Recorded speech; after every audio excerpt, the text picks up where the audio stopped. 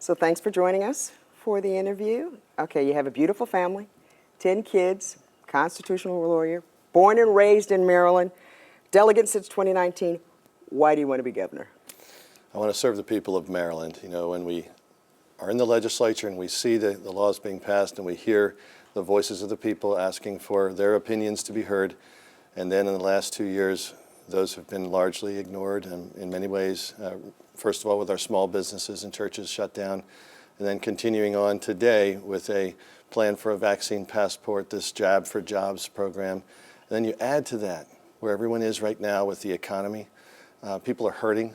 I received, Kelly, just the other day, an email from a constituent that was an independent and saying they're going to vote for me, but asking me to please do something about affordable housing because their rent is going up above $2,000 a month for a very small 2-bedroom apartment.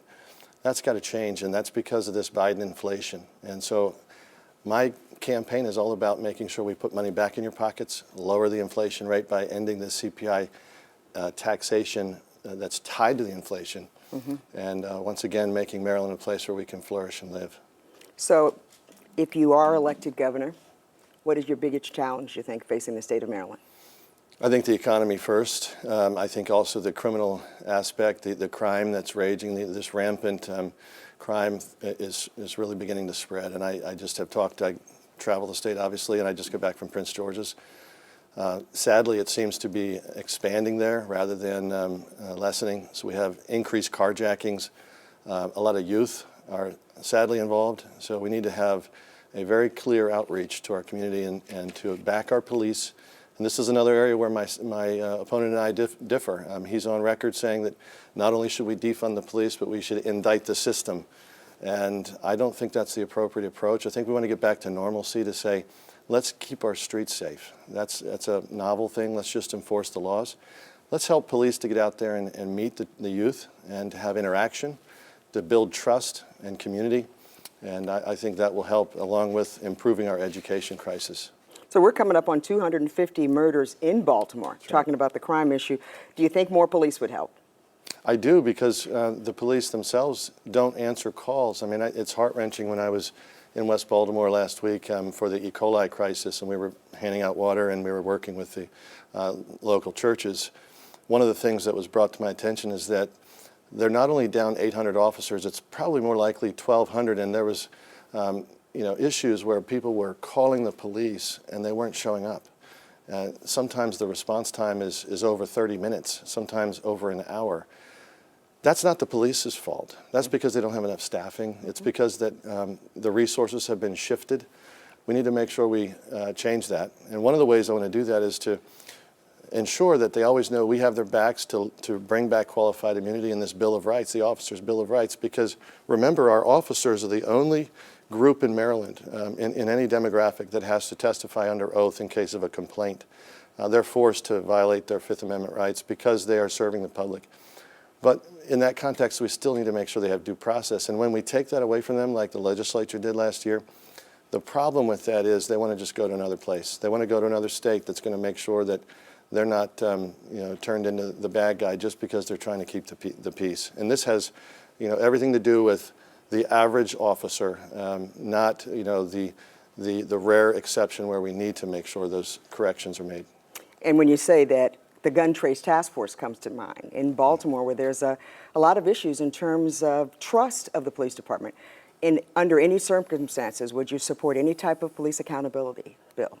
Oh, absolutely. I've always supported accountability of government, and one of the things that I believe will help is transparency. I think also making sure that we ensure the resources are there so that we're not double working our shifts, and that our officers can have the rest they need, can have the access to healthcare resources they need. I know there was a bill that I co-sponsored with one of my Democratic colleagues to expand access to mental health care for PTSD and issues where officers have to have counseling for their marriage and things like that. I mean, these are ways we can build up our communities and make sure our officers are strong and make sure then the confidence level is increased.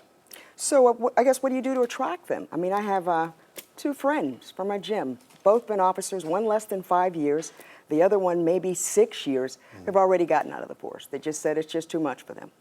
because they're afraid of losing everything, because they understand there's this war on police. It's unfortunate, it's wrong, and it's actually shooting ourselves in the foot, because the very communities that desire to have the protection are being denied that, because when you have plaintiffs' lawyers standing at the ready to go after individual officers because they're losing their qualified immunity, why would anyone want to be in that situation? I mean, that's the reason we protect them. And again, under the Bill of Rights and the due process clauses, that's the minimum that they deserve to make sure that they can do perform their duties and do their due diligence and protect the community. When you remove that, they're going to leave. So I intend to attract them to say, we are going to restore that respect and honor. We're going to restore community policing in a way that engages the community with the officers, hopefully giving incentives to live in the community, but at the same time making sure that these plaintiff lawyers can't just come in and take everything that the officer ever owned or knew. And an example of this, Kelly, was the MPIAs in my committee as a delegate sought financial information and family information of the officer's family. And I felt that that was egregious, and we worked across the aisle and we struck that out. The sad thing is, that's really what they want. They want to go after the finances, and that's wrong. Well, and that's been a situation here in Baltimore as well, where the city has paid out millions of dollars in some of these lawsuits as a result of the gun trace task force. And so they want to go after some of these officers' pensions, people who are no longer officers anymore. That's correct. In fact, that bill was in my committee as well. We did strike that out. They were seeking to eliminate the pensions, and the justification for that was short-sighted. Certainly an officer that has been found to have committed a crime and has done an egregious act, which is a very, thank God, a very rare occurrence in Maryland. But when it happens, we're smart people. We can deal with that, just like every other issue. But turning a blind eye to the blood running in the streets, and in exchange for trying to take officers' pensions because of complaints that many times are unfounded, and by the way, they've changed the rules now so that they can file complaints from prison against the officer that arrested them without swearing to the complaint, so it's not under oath anymore. That's a real problem, because now we have frivolous complaints that can abound just to simply tempt the plaintiff's lawyers. And what officer is going to stand for that? So I want to bring back integrity and honor to the profession and make sure that they know we're going to have their backs. I know you're a big advocate of education, and you're wanting parents to have more of a choice in terms of education. Right. I know you're not as an advocate of the CRT. Talk to me about why you feel that the critical race theory should be removed from the curriculum in public schools. Well, I go back to my love of Frederick Douglass and how he addressed issues of oppression and disparity through praising the founding principles that we have as a nation that bind us together. And he always focused forward. He didn't look backwards with negativity and divisiveness. He said, these are the facts. We have issues to fix. Let's fix them. And the reason we can do so is because we're Americans. We have these founding principles that say everyone is created equal. We're made in the Imago Dei. We have a sense of justice, of civil authority, and of rights that can't be alienated. That means that when it comes to our civil rights, we're the greatest nation on earth. We need to move forward in that way. When you do schooling, you're supposed to be doing reading, writing, and arithmetic. You're supposed to be doing STEM technology, advancing, making sure our kids are world-class in their learning and in their opportunities so they can become wealthy or go on to college or do whatever they want to do and dream big dreams. Instead, sadly, many times we're getting into indoctrination, we're getting into political ideology, and that just creates division. It distracts, and it then questions the student, causes a question in the student as to whether they can trust the very system of government. And this, again, sets me apart from my opponent. I am a huge proponent of teaching history, all of it. That was my next question. All of it. Okay. But I'm opposed to being divisive and dividing one group of people against another and dividing our students and our children. Can you imagine kindergartners? I mean, my kindergartners love to just dress up as Spider-Man. I mean, the last thing they need is to be feeling like they have a country that they can't love. And we have the greatest country on earth. We have the principles that we love, and we can continue to advance that. And I tend to talk to young people about this on the campaign trail. I bring it up. I say, as a 17-year civil rights attorney, what nation on earth can you actually sue your own government and get damages? Well, you can here. I've been doing it for 17 years on behalf of individuals that have been discriminated against in various capacities. It's a beautiful thing. It's how we have decided to try to correct wrongs, to bring a check and balance and make sure our civil rights are always protected. And you don't get that everywhere else, so that's why we're a great nation. So do you think that the, I don't know, the curriculum should be monitored? I mean, you're not saying that kids shouldn't learn about maybe the parts of our history that weren't so positive, you know, like slavery and civil rights movement. Oh, of course not. In fact, I've taught it myself. I've taught American government, American history, and constitutional law, and I want all of it to be taught. I think it's a wonderful thing to take students into history. So I would take my students, when I was a teacher before law school, I would take them to what I would call the Three Branches tour, so they would understand the heritage they have in our Constitution. And that would also, you know, expose ways that we can learn to work to improve our government. And that would be a tour of Congress, Article 1, a tour of the White House, Article 2, and a tour of the Supreme Court, Article 3. And my kids loved it. That's the kind of learning that I think, you know, enriches. And if we go and we take them to history tours, we also do, you know, real learning. So we study the historical documents.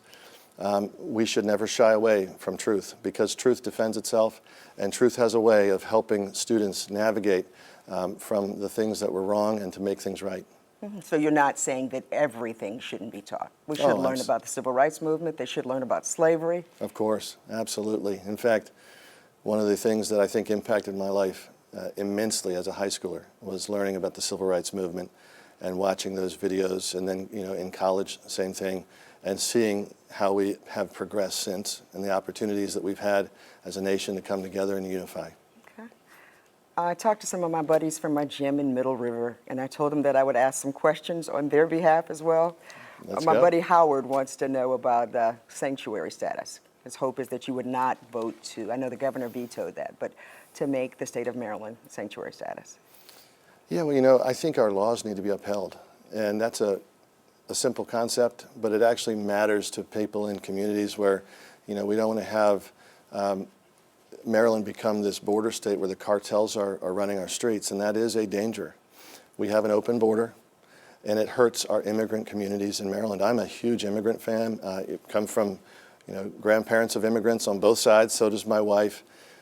And why do we come here? You know, immigrants come here, Americans are here because we love our laws, our civil rights, our Constitution that defends the individual liberty. If you eradicate all of those border laws and the laws of entry, if you eradicate the laws of naturalization, the end result is we don't actually have civil rights. So we're eradicating our own rights, because civil rights means that the individual has standing. And one of the things I like to tell people is that immigrants that are here, in many respects, have very good and great rights that we are, that we are required to provide, and that includes the right to contact their embassy. Well, that's a beautiful thing in American law. Why do away with that? We should be, defending our borders, making sure that the laws are enforced, making sure that our immigrant communities are safe from infiltration from cartel members. It's a real danger. So you're saying that you would not want us to become a sanctuary state? Oh, sure. No, in Spanish, the word sanctuary means like church, so I'm all for churches. But we cannot open the floodgates to the cartels. That's the issue. And I would not want Maryland to become that and to have this disintegration of our immigration laws, because then it hurts the immigrant community, it hurts our minority communities, and it hurts all of Maryland, because laws protect us. And so when you have individuals who are coming here the right way, and they have green cards and they're having to wait 9, 10, 15 years, that should end. We should encourage the federal government. We should work as a partner to help the great people who come here the right way to be able to move that forward and not be at the end of the line. And those who do not come here appropriately, they need to do it right.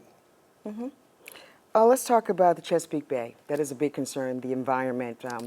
A lot of folks are worried that because the numbers are going in the wrong direction. We've had problems with the Back River waste treatment plant. And then recently, the problems in Baltimore. We saw you out there at churches handing out water. What can the state do in terms of a better job at helping the bay and the water that we all count on?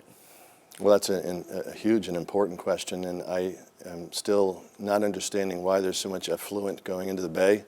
as a town council president, that was my first elected job, and I worked very hard to limit the effluent, and so we fixed our sewage system without raising taxes to stop and to make sure there would be no overflows into the bay. But sadly, there are still many sources around the bay from different community sewage systems that are overflowing into the bay. That has to end. I intend to be proactive in that regard and to do everything we can as a state to make sure the localities have the funding they need to fix those issues. And when it comes to our infrastructure, there's no excuse. $7.5 billion sits in the Maryland Treasury. I think the governor announced about $4.5 billion of that is fluid and accessible. And yet we don't have an infrastructure that's protecting our citizens. And we have whole communities that are exposed. I talked to a young lady in West Baltimore that drank some of the water. She ended up in the hospital from E. coli, very sick. After spending several days in the hospital and getting out, she still didn't have water. And so I was proud of the fact that I called for immediate semi-trucks to deliver water, and somehow about 3 or 4 hours later that happened. And I just am grateful, and I think that's the model we need to have as government officials to say, we're here to serve the people. So when we have these issues of infrastructure crisis, we need to act on it. That's really what taxpayer dollars need to go for immediately. And it does demonstrate our good faith to the community. And when you mentioned taxpayer dollars, the comptroller just said this week that we have a surplus. I think more than $1 billion as far as the state's fiscal budgets come up. Right. Do you have any plans for that money, or do you see where that should go? I think you're right, and I think it's projected as well. I'm told that this is going to be several years in the future of surpluses that are projected. And yes, I think it's unfortunate that our small businesses are still hurting, that our workers are sitting looking at their rents, sometimes going up 34%. We need to get tax credits back to the people's pockets. We need to lower our spending so that we don't have this drastic inflationary government spending going on. But we need to make sure the cash of the tax credit comes back to the citizens so they can put that in their savings. They can make sure that they're safe with their monthly payments. This is going to only get worse with the economy if the inflation continues. And so we need to take action while we have the ability. We should always secure our rainy day fund. I know that's already secured, so there's no reason why we can't act on behalf of the people. Let's talk about January 6th. I know that you took a group from the Frederick County Conservatives Club to the demonstration in Washington. Do you still think the election was stolen? So just to clarify, I did not take any group. I took 7 of my children. Okay. And the group that was, the club was doing their own, accessing of the buses. It's had nothing to do with me. Okay. I think my name got tied into it because I happened to be somewhat a celebrity. I was a delegate riding on the bus with my kids.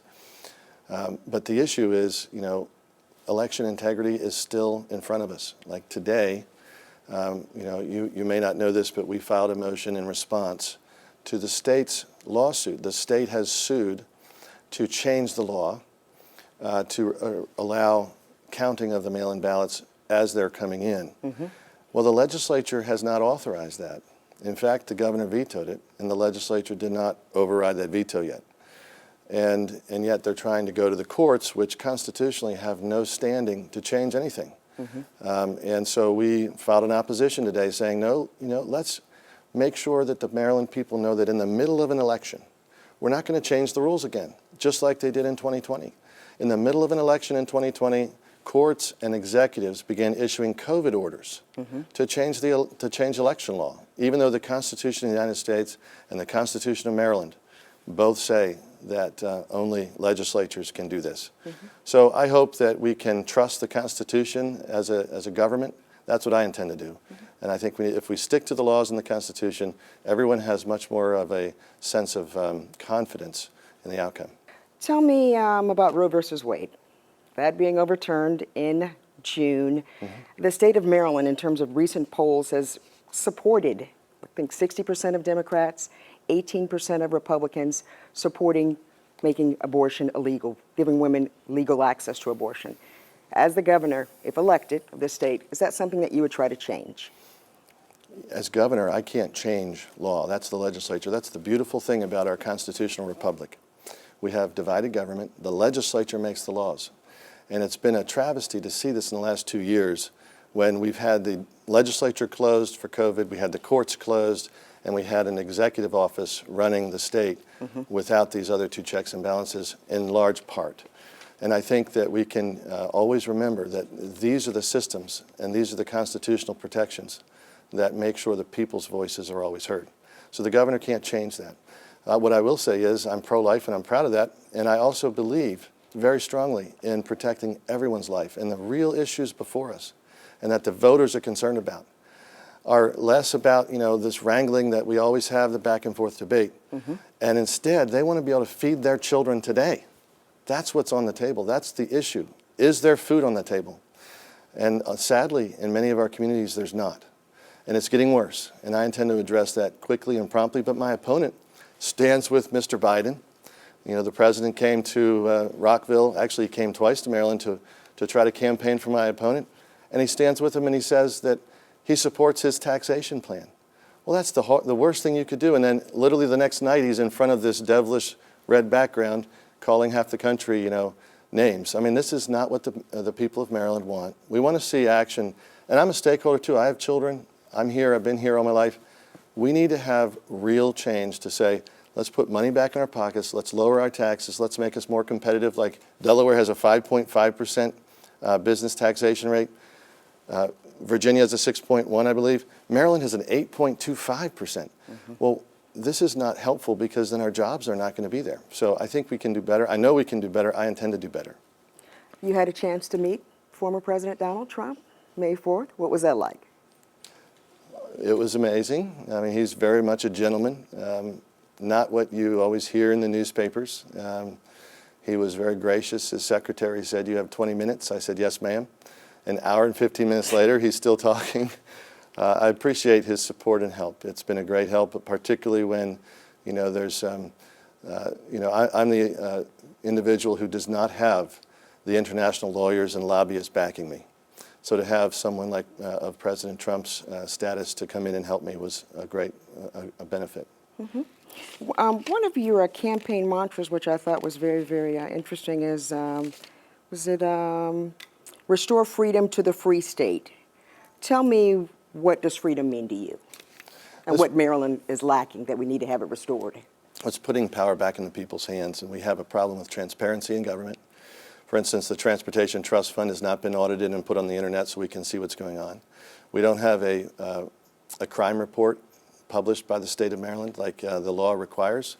I think the last one that I saw was published online was 2011. I could be wrong. It might have been updated since then, but I haven't seen a recent one. And we don't have, in the context of making sure that individual liberty is protected, we don't have any confidence that our bodies are protected because we have a vaccine mandate right now.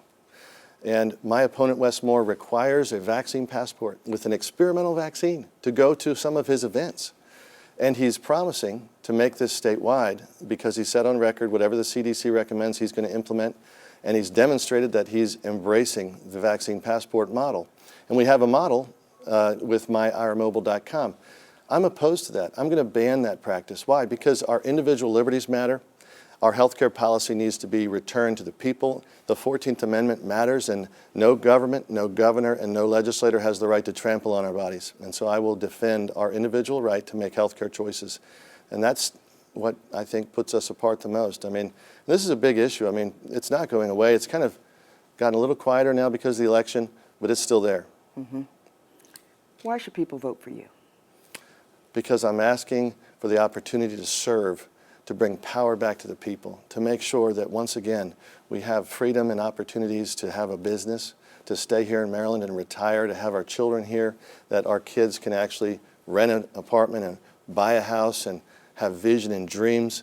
This is an opportunity that we have that is fading because we see the economy, we see the schooling crisis that's going on, Baltimore City not testing like it should, and the children are not being given the Article 8 guarantee under the Constitution of a real education. And we see our crime really hurting our communities. That can change with some active, proactive work, and I intend to do that. I intend to be there. I am not controlled by the international lobbyists. I'm a person who has the backing of the people and the votes, and I'm asking for your vote. That's a good question. Should we have a unified approach after the election? And I would hope so. I would pray so, and I certainly pledge to pursue that with everything I have. And I would call on my opponent to change his rhetoric to focus on that as well, because after all, we're Marylanders, and we have a stake here because of our families and our opportunities that we need to make sure exist for the future. And the children need to have leadership that are not going to be, petty, but are going to really believe in the offices that we are serving in are the people's offices. I think the real question is, why is Mr. Biden being rebuked by people in his own party in the Washington Post yesterday to say that his approach is an outrage? Because his approach is to demonize half the country. His approach is to divide us. It's not a uniter. He promised he would be a uniting force. He's literally coming to Maryland and calling me names. That's very petty. I pray for him. I pray for all of our leadership. But he needs to step up and do his job. And unfortunately, I think, there's a lack there. And I think that we need to move ahead and say, let's get this country on track. We can do it. I hope so, because, this is pretty divisive. Right now, these are some very, very difficult times. And I agree. hopefully we're heading in another direction I pray in so. the future. Okay. Thank you. No, thank you for coming in. My Appreciate you privilege. making the road.